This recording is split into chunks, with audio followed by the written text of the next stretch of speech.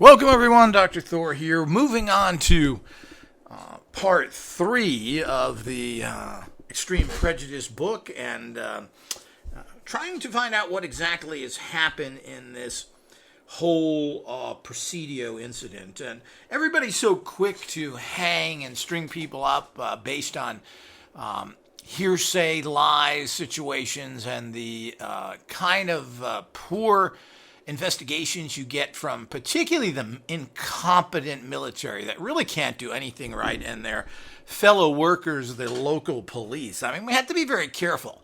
Witch hunting, which is the term, or really corruption and going after people who are dislikable or non-likable, is not solving the problem and finding any perpetrators who really may have done something. So, we'll go in here to what you talk about, one of the main people that was accused of everything. Now, first of all, Aquino came in very last, and he was not identified by that many people, even though there are certain people that say the child identified. But, you know, this came from the parents who had millions of dollars running on these accusations.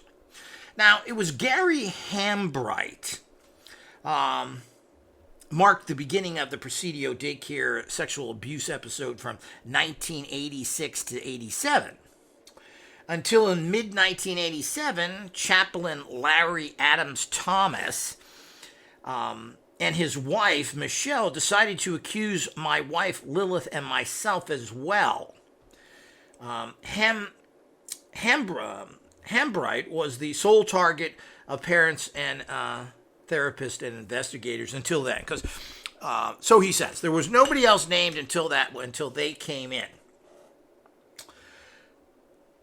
What's interesting is that during this time of July 1986 to July 1987, Lilith and I were living 3,000 miles away in Washington, D.C., where I was a student in the Industrial College of the Armed Forces National Defense University. We had no idea that this episode was going on at the Presidio, nor would have felt any personal concern had we heard of it. At that point, we simply weren't paying much attention to the McMartin preschool and copycat witch huntings, considering they just another tragic example of fundamentalism, extremism gone berserk. Well, I find that a little odd, that statement of his, because, this was blamed on Satanism, the McMartin.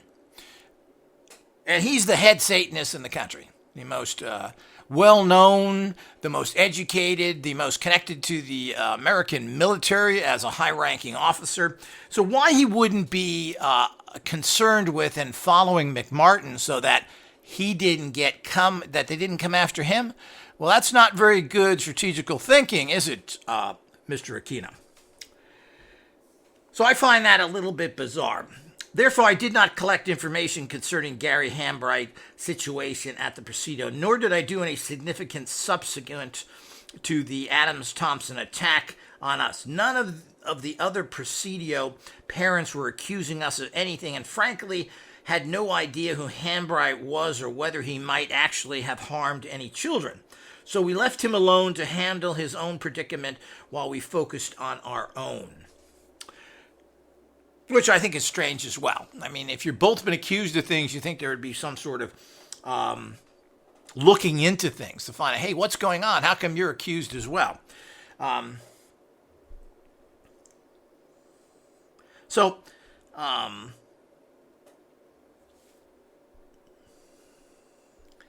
there were no allegations of any sort against Gary Hambright, a Baptist minister working as a teacher at the Presidio Child Care Development Center prior to November 1986.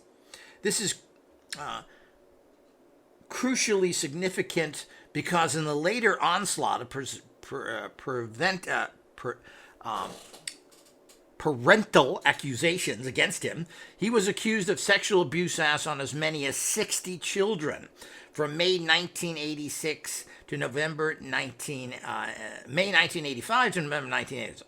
Does this seem conceivable that not a single parent would have noticed a single wrong with even one child before this time when it came to a head in November 1986? Even one such doctor Even one such doctor or hospital visit or police notification would have rung an alarm bell instantly. No such notification ever happened, and the first and most glaring indication that Hambright was in fact a completely innocent man who was unfortunate enough to be made the convenient scapegoat of the witch hunt.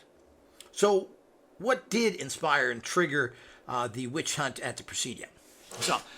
So he was there a long time, and I don't know if that's a justifiable argument either, in terms of the fact that, but I mean, if there's so much going on here and there's so many problems, why didn't this crop up sooner? And why wasn't there all sorts of noticeable physical damage, children complaining? Apparently none of this really happened. Well, apparently he states what triggered all this was September 28, 1986.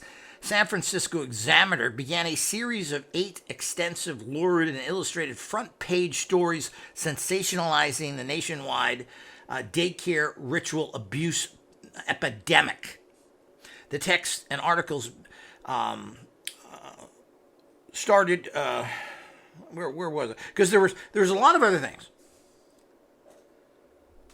One of the main things that were happening there was the abuse at West Point Military Academy, and there was $110 million in lawsuits and claims filed by parents, such as $110 million in 1985 for allegations concerning the daycare center of the U.S. Military Academy at West Point. So when all that happened, Aquino is saying that, of course, this opened the door for the Presidio, which, of course, is kind of a small place. I'm not sure why that would open the door. I think West Point is much larger, but apparently it has been claimed that a lot of money was paid out at West Point. We don't know.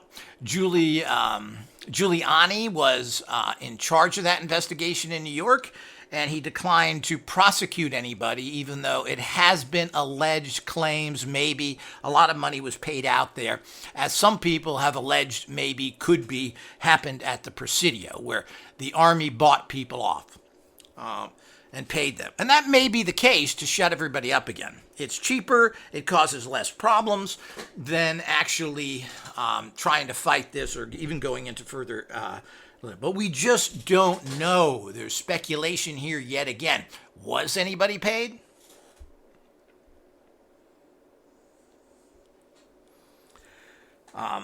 So it comes down again to the Tobin accusations on November 14th, 1986, according to her later account in a 1988 magazine. Joyce Tobin, wife of Captain Tobin, assigned to the Presidio, 3-year-old son David came home from a daycare visit complaining that the teacher Gary Hambright had bitten his penis and inserted a pencil painfully into his rectum. Again, that sounds pretty outrageous. Why? Joyce gave a slightly different account to KTUV television, saying that the child had made no complaints when picked up or arriving home, but that later that evening he pulled at his penis when watching television, and his answer to his brother's inquiry said that Mr. Gary did it. Although a trained nurse, which Joyce was, she did not take David for a medical examination until a full week later, after the Presidio chaplain to whom her husband spoke had contacted the Army Criminal Investigation Unit. Then she took David not to the Presidio's Letterman Army Hospital, but to San Francisco General Hospital, where Dr. Kevin Cutler issued a report saying that David's anus showed tears and was enlarged. In an April 1988 on the television news documentary, Coulter admitted that he had later retracted his initial report about tears, saying that Davis's anus showed only normal grooves. Nevertheless, he said that the child's anus had seemed unusually large. On the same documentary, Ann Parker, MD, was asked about this statement. She responded that there are many perfectly normal causes for an enlarged anus in a child of that age, such as a large bowel movement. Joyce stated in her affidavit that the child had been experiencing large bowel movements at the time. Indeed, she stated that he had had a large bowel movement that same evening. Other than commenting upon the size of the stool, Joyce had no mentions of any defecation pain or any blood or anything else in the stool. That might seem, or any blood in the stool, etc. That might have been evidence, actual anal penetration earlier that same day of a small, delicate 3-year-old child. So since there was just this, and how do you determine what is an enlarged anus and what isn't? There isn't any potentially damage if somebody was sexually entering a 3-year-old child. You think there would be an awful lot of damage. Neither in the adult Tobin's account for the extensive Linda Goodstone magazine article, footnote here, nor is the KTUV documentary, nor in any other published source have I discovered was any mention made of injury or damages to Davis' penis, such as a bite with a teeth might be expected to cause, particularly to a 3-year-old child. This became a significant discussion since ultimately all charges against Hambright would be reduced to a single one. So, like with all these things, they're also very hard to prove. What is damage? Where did it come from? Is it normal? Is it not normal? You think if somebody is grossly assaulting children sexually, who create a very painful situation, that there would be huge amounts of trauma. And apparently there isn't. So we need to think about that. And I've had some experience with this of a girl that I dated one time who was molested by her father.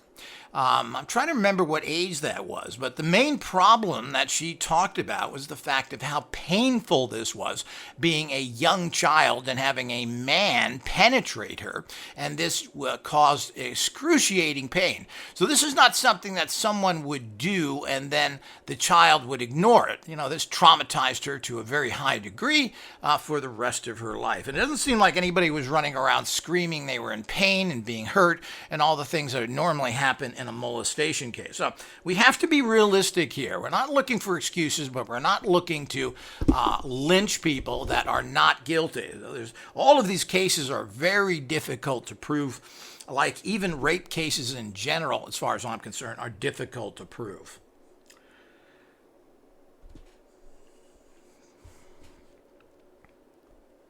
In December 1986, Hambright was arrested and charged with lewd conduct, sodomy, oral copulation of a 3-year-old boy, which was the David Tobin. In March 1987, however, when a federal judge dismissed hearsay testimony from parents and therapists, prosecutors asked that the case be dismissed. Apparently, there was no other evidence of any crime. So, a federal judge dismissed it because he didn't allow testimony from parents and therapists stating what basically was very unprovable information. But of course, isn't that how most of these cases go forward? So I'm not sure what that means. And this is where the very tricky evidence, and one of the problems with children is that we bring children up in a complete fantasy world of talking mice, superheroes, Ninja Turtles, He-Man, fake things where nobody gets hurt and there's fantasy.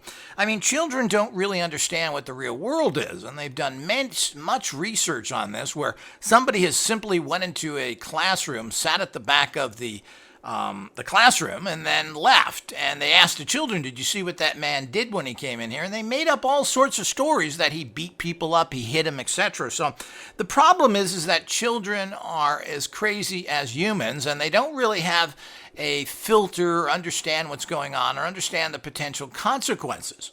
So trying to get anything from children of value is very difficult. The other thing is they start inventing things. They start giving them dolls and telling them to play with it and say, did somebody do this or that? And the problem is that children are just giant, worthless sewers that just take everything in. So when you say something to a child, since there's not really much in children's heads to begin with, they take it in and remember it. That's why some people claim that children learn faster and better. Well, there's nothing in there. They don't have 50 years of conflict and learning and all the things that you went through. There's nothing in their head. So, of course, they're able to fill in those empty areas. But with what? So when you start allowing people and you give them dolls with genitals and so forth, what does this do? Of course, it does make sense to get someone to demonstrate if a sexual problem was happening, to have something that's atomically correct. So, but on the other hand, you're also opening up a door of telling that child that, hey, this happened, right? And this is one of the problems that we run into with all these things. So it's always dangerous trying to figure out these things. And anytime you're dealing with children, they tend to be horrible witnesses. And this has been tested time and time again. Adults are horrible witnesses. I just saw a recent program that was done by a detective, and they staged a little event, and they had 5 people look at it, and hardly anybody came back with any good information whatsoever. The person was wearing a red coat, and they said it was a blue one. I mean, it goes on, and then, of course, the people around them said, yeah, it was a blue one, because everybody agrees and tries to fill in and go what somebody else says. And, of course, this happens all the time. This is the kind of odd things that the children started saying. That they stated that they had guns pointed at them, that they played baseball with human excrement, and that Mr. Gary Hambright had a shark in a bowl on his kitchen table, which he took a child home with him to feed. And they had played penis guitar.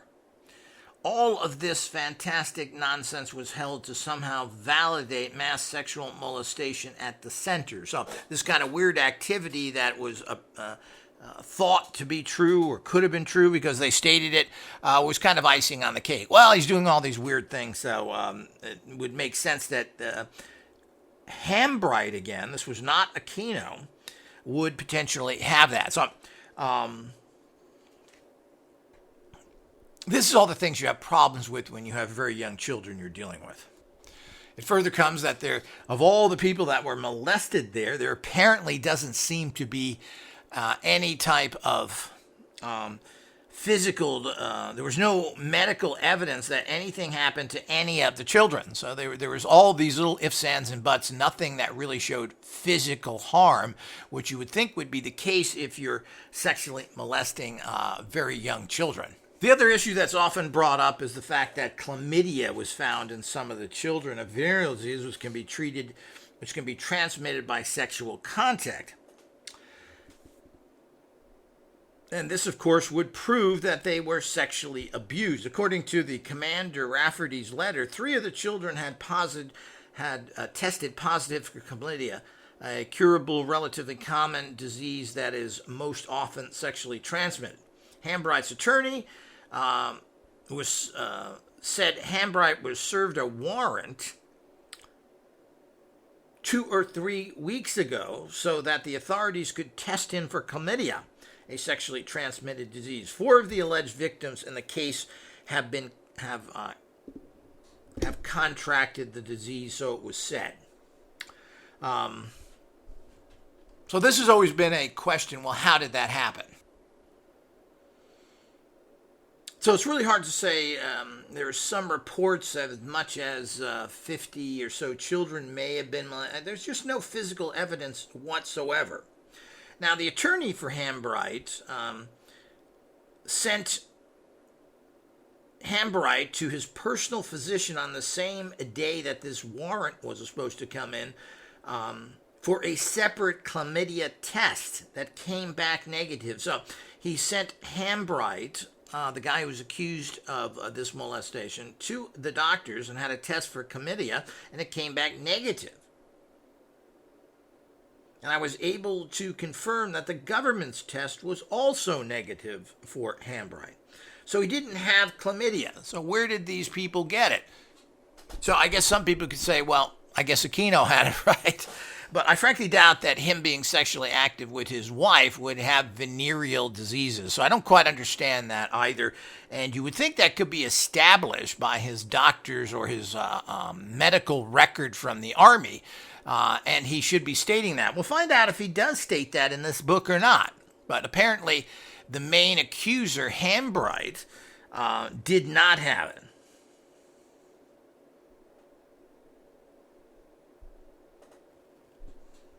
As also stating that the military tests for chlamydia were very poorly done, and none of them could be used in court anyway. So the people who claim that they had chlamydia from the government were so badly done, typical military efficiency, that they weren't even used in court, so he says. And the testing done by the Army was very poor again, and it was only preliminary screening, and they didn't get the full test they should have. So it was just a check to see if something was there. They found it, but they didn't follow through, so they claim. So the fact that Hambright didn't have any chlamydia, or that, how could he possibly have given it to them, obviously? Where did it come from? The tests are bad. It's something that is easily transferred in many ways. So chlamydia is not a very good, but he didn't have it. So, and it doesn't say here if Aquino was tested for it or not. Now, to add a further wrinkle, apparently Hambright, who probably was a homosexual, it states here, at the time was known to be dying of AIDS. I have seen no information that if any of the Presidio children were tested for HIV or AIDS, any of the tests were positive. So it doesn't appear they were tested, and he writes strange here. And of course they weren't tested. We don't know if they were positive or not. So that's kind of a strange way of manipulating writing. If none of the children have been alleged to have been orally, anally, or vaginally raped, sodomized by Hambright, had contacted AIDS or HIV at the time, of course, this is additional proof that HIV positive Hambright did none of the things. So, but it doesn't, again, that's a very deceptive sentence, because apparently people weren't charged, or there is no information. So again, in 1987, Hambright was rearrested and charged with 2 counts of oral copulation and 10 counts of lewd and lascivious conduct from 85 to 86. By February 1988, a federal judge dismissed all but one of the charges against Hambright as being unsustainable. Basically, there's no proof. Only a single charge concerning David Tobin remained, oral copulation. Apparently, even Dr. Collier's fallback diagnosis of David's rectum had been abandoned by now. So the evidence just wasn't strong enough on some sort of anal problem. So it went back to oral copulation. At least it could be argued to leave no physical mark or damage, although David's parents had originally insisted that he had complained of his penis being bitten, which would presumably have resulted in such marks, and a medical examination of the damage should have been done.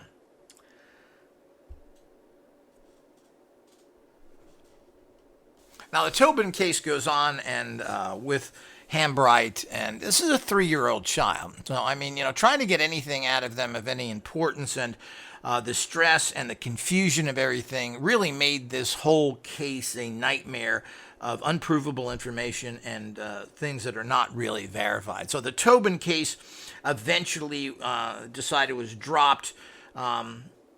The case, at the advice of the boy's therapist, who said that the child was being unduly stressed and really couldn't take it.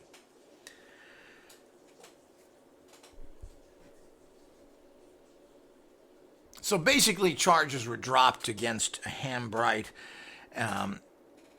and he would be released from everything. The Baptist minister accused of sexually abusing dozens of children, because there is approximately 60 cases that have somehow come up there and that he was accused of.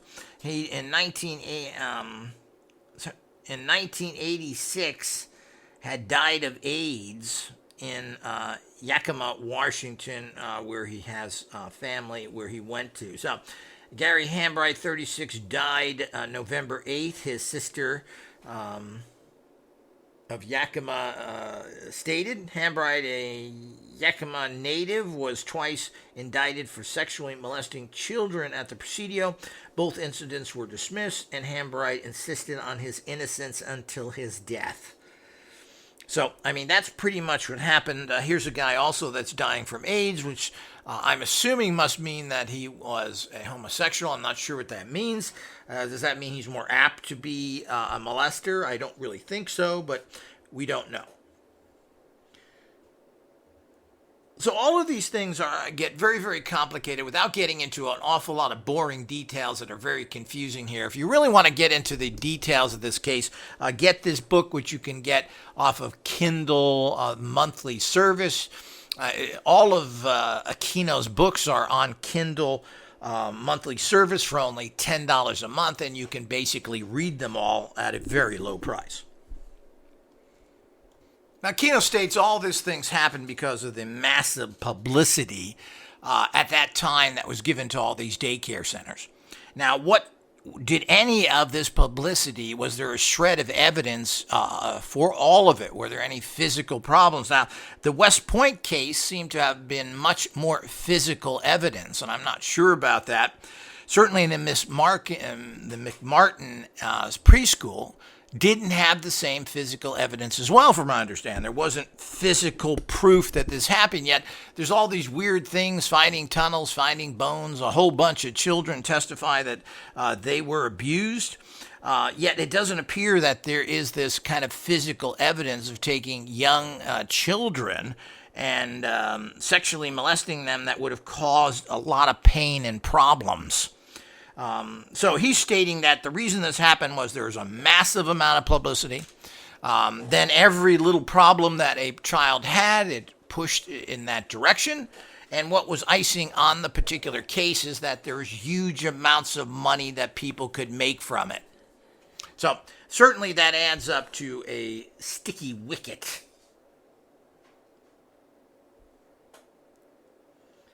So it's very, very difficult to know what the truth of this is.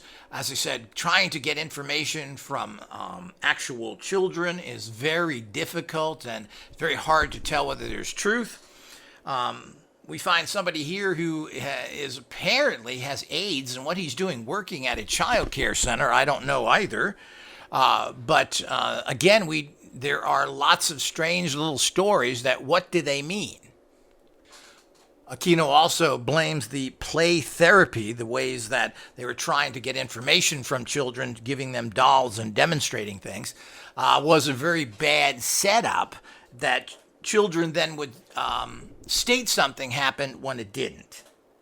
And that may be the case to a certain degree. We have to be very careful, and it's very difficult to get good information. I mean, the kind of nonsense that comes out of children's mouths and what they think happened, or what they think happened in the fantasy world, because they're watching cartoons.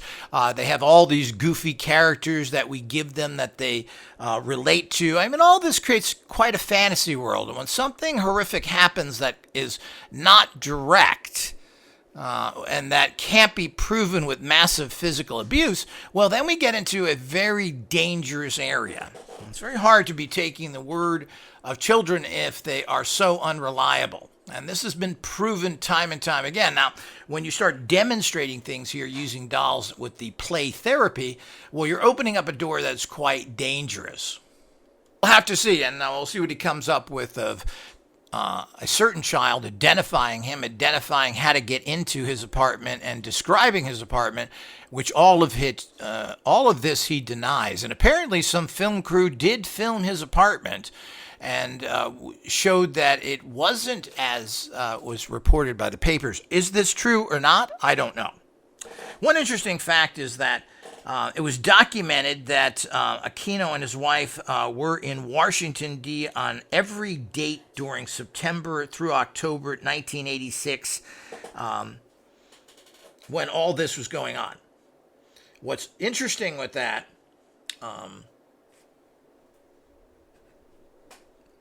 well, it's significant that he wasn't there and he was at a training center where attendance is taken. So there is some proof that he was there for certain hours. Now, that's Washington, D.C., and the Presidio is San Francisco. It's quite a difference, quite a distance away, but you're talking about, a 4 or 5 hour flight if he can get military transport or even private, that he could fly from Washington, D.C. to there. So, I mean, you theoretically could go back even and return the same day and then make it to class. Is that possible? Well, it is, but this would be quite a problem.